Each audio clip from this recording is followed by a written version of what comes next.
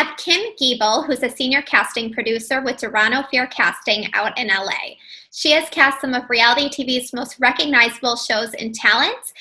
Shows have been on all networks across the board from MTV, VH1, CMT, Fox, NBC, CBS, ABC, Netflix, you name it. Please welcome Kim Giebel. So Kim, I already gave your intro in the About You, but why don't you just tell everybody where you are right now in the pandemic, kind of what's life looking like right now?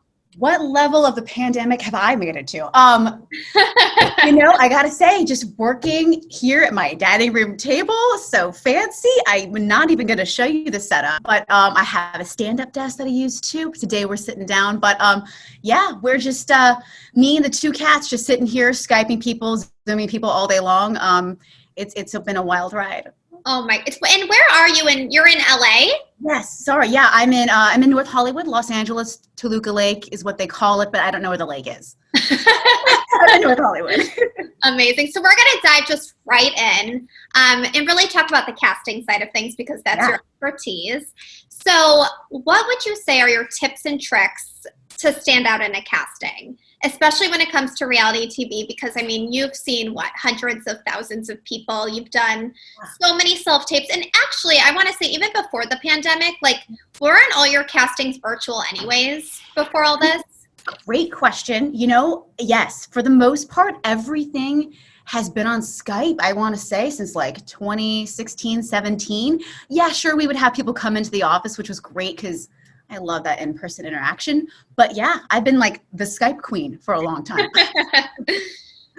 But yes, I'm sorry. So you tips and tricks that you would give people when it comes to doing castings with you for reality TV.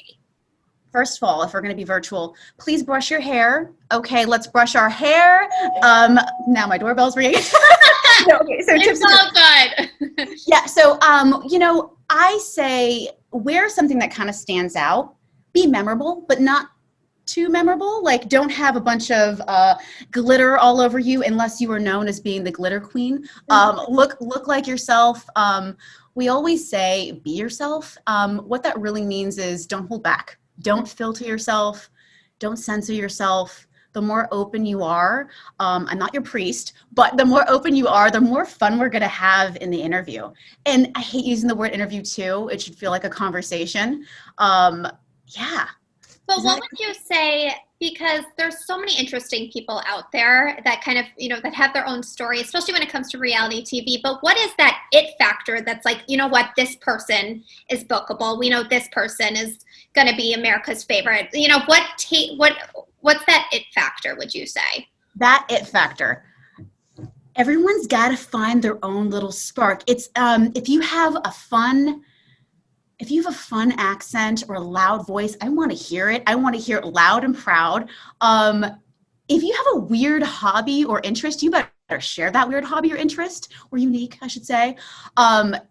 If you live with your mom and dad and you're 37, you better lead with that because that's really funny. Love that. We're in the pandemic, but besides that, right? Yeah, anything that's really just interesting about you, that is your it factor. You just have to own it.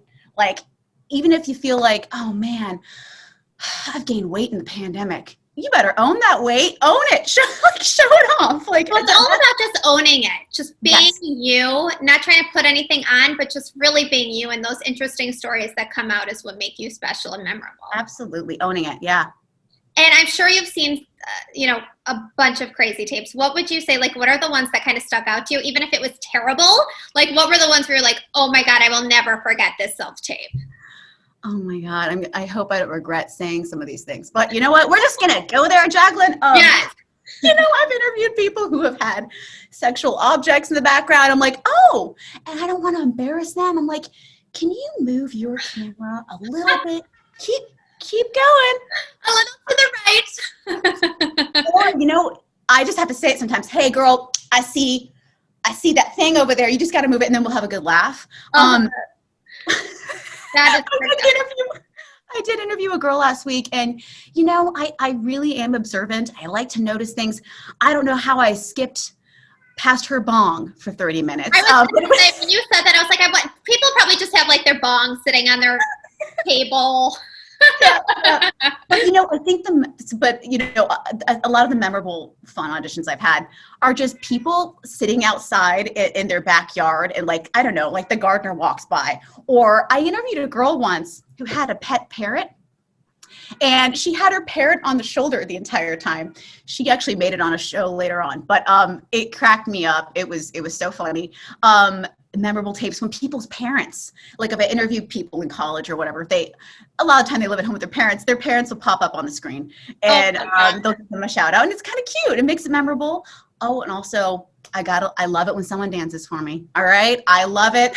Your job is like the most fun job. The different types of personalities that you meet. I mean, as a talent agent, when people come in and they can sing if it says on the resume, even if it has nothing to do with anything, I'm like, okay, sing me 16 bars. Like, I just love, it's so much fun. You're like entertained all day long, and it must just be the best thing in the world for you.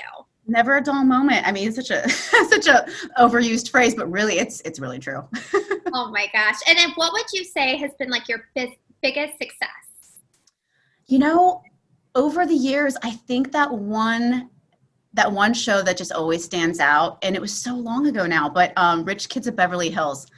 Oh, I love that show. So, can you tell us a little bit of the backstory since your office did that show? Yeah, absolutely. So I remember we were casting a totally different show, and never actually went anywhere.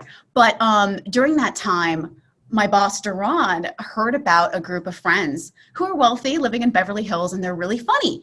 And he's like, oh, I don't know what this is, but, we'll just audition them. I remember I was a little under the weather that day. It was right after Christmas. I'm like, oh, man, I've got to go in today. All right. So I go in, and these kids, they are dressed, and they're so cute. And I'm like, what? All right, this is going to be fun. And I kind of I love the movie Clueless. Right? And they're rich kids in Beverly Hills, right? But they're funny. So anyway, so Doron, he said this is a group of funny kids, don't know anything about them. So Dorothy Wang, one of the leads on the show, walks in, and we get her in. These are all in-person interviews too, which I love so much. So we got her in the room. It was just me and her, and I'm talking to her, and I'm like, I'm not rich, but we're going to go with this. I'm going to find common ground. We just started laughing. We had a great time. She was cracking me up. As soon as she left that room, and I interviewed her, oh my gosh, about 45 minutes. My coworker Josh is interviewing one of her guy friends in the other room. And we both walked out of those rooms. We're like, who are these people? They are so funny and so likable. And that's the thing. You have to be likable, even if someone's like, oh, I hate them, but you still like them. You want to watch them. But Dorothy left the room. I looked at Doron. I'm like, what? So then Morgan came in, another cast member from the show. I love Morgan. And now she's on E! News and Daily Pop, and like her career has just taken off. Yeah. And that's all because you guys started her career. I guess so. Yeah. And it's funny. I'm not in touch with any of them. And so I don't, a lot happens behind the scenes, and I won't take, too much credit. It's a team effort, but we did make magic in that room for sure. We had a really good time. That's so awesome. Yeah. So that was so long ago now, but yeah. Let's move right along here. So, actually that brings me to my next topic. So because coming from like the acting background, a lot of people have this, I want to say this like negative feeling towards reality TV. Yeah. And I have never felt that way about reality TV. I think it's probably one of the hardest things to create, especially as the talent, not being an actor, because there's so many different factors. You have to be likable. You have to be authentic. You have to, you have so many people coming at you. So it's almost like a whole different skill set. So can you touch on that a little bit? Yeah. So, okay. A lot of the time, we will use acting websites, LA Casting, which is now Casting Networks. We do that, especially when we're casting something that's really difficult. Mm-hmm. But a lot of the time, actors always, they poo-poo reality TV, right? Right. And it really pisses me off a little bit. Like it's like, this is pop culture now. Reality TV is just, you have to accept it. Okay, continue. Yeah, no, it is. I mean, I've been doing this now for so many years. I remember back in like 2012, 2011, actors would always say, oh, no, I can't do that. It's going to hurt my career. And I'm like, girl, you don't have a career yet. Your career as an acting student? I'm talking about myself back in the day. Anyway, but no, sorry, I'm digressing. I think a lot of the time we prefer also not to cast a lot of actors because they do take themselves, their careers very seriously. So it kind of makes it hard to really get anything real and authentic out of them. You can't say that about everybody, but I think if you can't beat them, join them. Plenty of actors are now on reality shows and have made very successful careers out of that. I don't have to tell you that. Everybody knows that. So yeah, it's definitely changing. It's fun. Reality TV is so fun. If you're in a marriage, you better be careful putting your business out there. But yeah, I think times are definitely changing. We're also in the world of Instagram influencers. They're also a lot of the time very much above reality TV, which is entertaining for me. Sorry. But I've noticed too, like even just starting this show, because coming from, getting my BFA, you get trained and you put on, you do all these different characters. So once I'm finally on camera and being myself, I'm like, holy shit, this is really hard. Like, how do I just talk like Jaclyn, like be myself? And it's not an easy thing to do, to just like be authentically yourself on camera. So I get that. It is hard. Yeah, I'm having a hard time right now. I'm like, what am I saying? Do I sound Oh my gosh, you're so you are a star. Like you are so likable and amazing and sweet and wonderful. No, it's definitely hard though to be yourself, believe it or not. Yeah, it's hard. People are insecure. They're afraid about what they might say, how they might be portrayed. At the end of the day, you got to let it go. If you really want to do a reality show, you have to kind of throw all that out the window and just let it all out there. Totally. Okay, last question, and then we're going to play a game. So I want you to share one secret or bit of advice that you've never shared before. Yes. Okay. This is hard. That I've never shared before. I was thinking about this is a hard question. Okay. We're going to get there. We're going to work through it. Okay. Yeah. So let me, can I tell you what I just hate real quick? Please. I'm sorry, more than anything. Look, and it's a little double standard because I can DM you and I can tweet you, but I don't want you DMing me and tweeting me. No, and what I mean by that is if I'm trying to find somebody and I'm like, oh, this person's great, I'm going to slide in their DMs. If you want to be on a show, I think the worst thing you can do is invade the casting producer, casting team, casting director's boundaries. Oftentimes our phone numbers go out there just because they have to be out there, especially since we're not in offices anymore at this time. Don't text me at midnight. Also, if you auditioned for something like 3 months ago, I'm sure I might remember you, but I don't know your last name. So don't just say, hey, hi, am I on the show? Like, let me know. Who is this? Is this John Smith? Okay, what show did you audition for? Okay, so anyway, so tips and secrets. Something I've never going back to that, what you just said. So if somebody really wants to break into reality TV, what should they do? What shouldn't they do? But no, what should they do? What should they do? If somebody really wants to get into TV, what should they do? They definitely have to find, all shows have online applications. All casting companies have websites, of course, and social media. And a lot of the time we post everything on social media before we do our own personal websites. Look for those applications. Don't keep filling out the application. You can just submit it once. You'll know if it went through, it'll say submitted.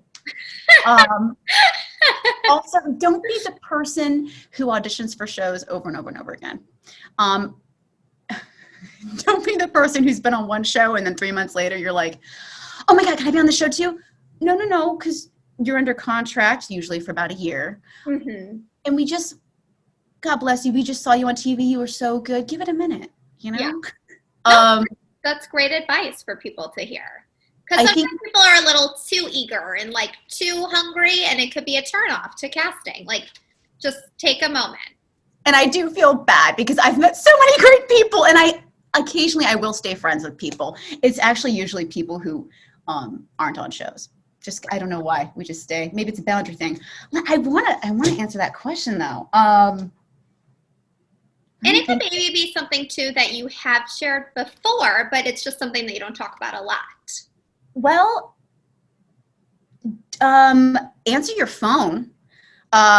Like, I know we all like texting, and I'm going to text you too. I'm going to email you. I'm going to DM you. I'm going to call you.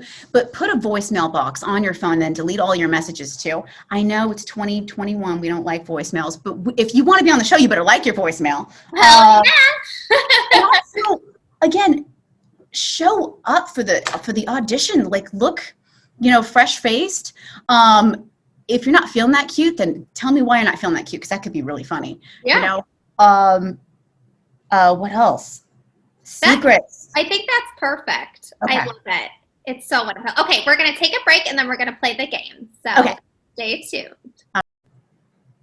Okay, so now we are going to do the final segment, which is called Let's Make Waves, aka Spilling the Tea. And what I want you to do is I just want you to say the first thing that comes to your mind. It's just like jump right in. Just go with it, okay? Are you ready? Oh, I think so. Okay. Hottest celebrity you ever met? Chad Johnson. Oh my God. Most embarrassing thing that ever happened to you at work? Why did I just say Chad Johnson? Most embarrassing thing that happened to me at work? Oh my God. Okay, many years ago, I was walking up the stairs at our casting office wearing a shorter dress, and everybody downstairs, about 4 college boys, saw up my dress. Amazing. Name one item you cannot live without. One item I can't live without? Well, the first thing that comes to mind is coffee. Is that an item? Yeah. All right, coffee. Coffee. If you could trade places with one person on the planet, who would it be? Oh my gosh, hang on. This is so hard. Eva Mendes. Greatest single achievement in your career? Oh. And I know you have a lot. Oh no. Greatest single achievement in my career. I'm just really proud to say that I've been doing this. This is so corny. I'm proud to say I've been doing this for so long. I've just been in the business. I haven't given up yet. Yeah. And the ability to have, I've met and interviewed thousands of people, and it just makes me feel, that makes me feel accomplished. I know a little about a lot, and I've made some really good friends along the way. So corny. It's not at all. It's so special. Biggest regret? Jaclyn, you're coming at me, girl. What's up? Okay. My biggest regret. I love putting you on the other side. Oh, I hate it.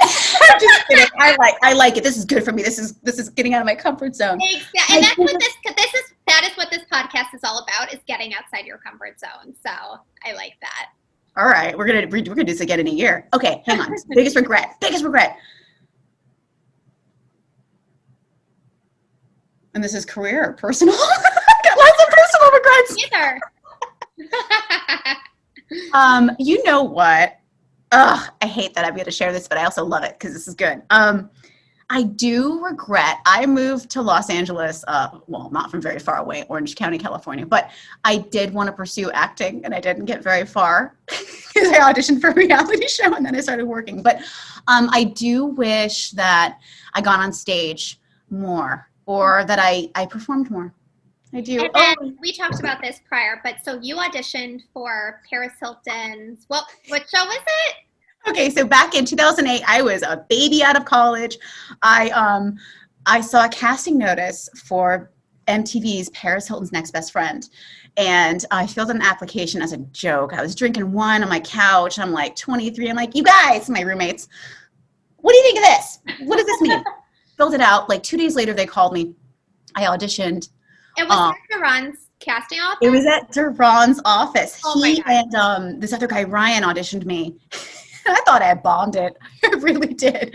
But they called me. I got really far in the casting process, like really far. And that was actually a longer casting process, longer than usual. So I was last minute, I was told I was on the show, but then last minute they're like, just kidding. I'm like, okay, I'm going to go back to working at the Sunglass Hut, whatever. And then a year later, I sent Doron a Facebook message, and then he hired me like 2 months later. And my first gig was, it was meant to be. And then my first gig was actually doing season 2 of that show. I helped out with the casting finals, and that was really interesting because I was on the other side the year before. Right. But yeah, that's how I got on it. You know, I always just, I don't know. I'm a showwoman, I guess. But now I'm behind the scenes, and I think maybe that should be your thing this year. Maybe you should do something that gets you back on stage somewhere, somehow. Well, this is what we're starting here. I'm making you do there this we go. So maybe I'll do a one-woman show with my mask on. Do some stand-up. I'll do some stand-up. That I think is like the hardest thing to do. Like people who do stand-up. Oh yeah. My brother used to do it. He's pretty good at it. He used to do it. I was very impressed by it. I love going to stand-up shows, but I could never do it. Okay, favorite alcoholic beverage? I mean, look, I am basic.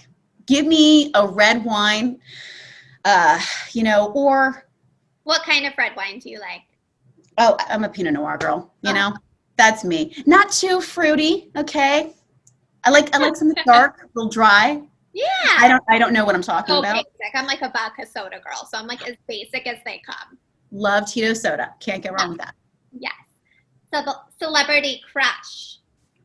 Ryan Gosling. Okay, like come on. Actually, I don't know anything about football. I hate that I can't think of his last name right now. Vernon. He was on Dancing with the Stars. That's how I know him. Oh, also. Wait, who is it? Vernon. Oh my, is it Vernon Davis? Is that his name? Yes, I think. And I like Keegan-Michael Key. Like so freaking cute. But I'm a Ryan Gosling girl. I'm a Justin Timberlake girl. Okay, my man. Let's go. I gotta watch that movie this weekend. And then my last question for you is biggest splash you ever made in the industry? Biggest splash. I'm splashing around right now. I mean, I've said some dumb things at casting finals. I've stuck my foot in my mouth. I said dumb. That's not a splash. Like you mean like actually like making myself known? Oh, like, I guess it could mean anything. It really could. I've totally embarrassed myself in front of executive producers of shows, but you know, it's like, hi, you don't remember me? I'm gonna run that way. You're so fun. Try to have a good time. You know, I need to remind these people that we're not curing the world here. It's all about fun. And, I guess when there's TV and money involved, people take things very seriously. But I think that's also what makes why you're so good at your job too, because people feel comfortable to talk to you and you're just like, I remember the first time I met you, you're just so easy. And that's the perfect person to do interviews and castings for reality TV, because then you could just relate and it's just so much easier and more natural. Yeah. So, no, thank you. I do. I like to think I'm easy to talk to. Oh, there goes the ring light, but that's okay. Right. Okay, so tell everybody, what shows are you working on now? How can people apply? Where can everybody follow you? So, you can follow me on my Instagram. I love cats. I have 2 cats, and my name is Kim. So it's Kim Meowberly, Kimeow Burley. Spell Kimberly. If you can't find me, that's okay. But right now, I'm casting a really fun show. We have like 2 or 3 weeks left on it. It's a celebrity. Kind of like The Bachelor, but it's not affiliated with The Bachelor. We have 1 celebrity and then a bunch of ladies. So we're casting women who date men and who wouldn't mind meeting a celebrity and hopefully, if all goes well, getting into a relationship. So we're casting that. Right now it's just called Love Celebrity Style. So you can find the casting for that, 21 and up, lovecelebritystyle.castingcrane.com. Crane is Crane. And then we have another dating show coming up in a few weeks, which I'm excited about. The age range is like 18 to, 99 years old. Uh-huh. So if people want info on that, they should go to popularproductions.net. That'll be up soon. And then I'm not working on this, but our offices, Doron Ofir Casting, looking for people who are going to be surrogates and they want to share their journey. Very nice. I love and I mean, that could be 21 up, I believe. That's, yeah, I'm not working on that, but definitely interesting. We really want to explore that. It'll be a docuseries. The best thing is to go to the website, Popular Productions, and then the applications will be on there, and then just submit one. And then if there's interest, a casting producer we'll reach back out to them. Exactly. And then, I think that's pretty much it. Yeah. You're so wonderful. Thank you so much for joining the podcast. Thank you for thinking of me and having me. This is you're awesome. The first person I thought of. I was like, I need to have Kim because that's really nice. Oh, thank you. Thank you. You're so welcome. Well, I hope to see you soon. I'm like dying to get out to LA. As soon as I get those vaccines in my arm, I'm coming to LA. Yes. Please. Oh, yes. We absolutely have to grab a drink somewhere. And we've never met in person. I have some people that I'm interviewing who I feel like I've known forever. And I'm like, but we've never met in person, which is the craziest thing. Yeah, it's so crazy. I would love that. Please, you know my number, you know all my details. Hit me. I will reach out to you. All right, well, thank you so much, and we'll see you soon.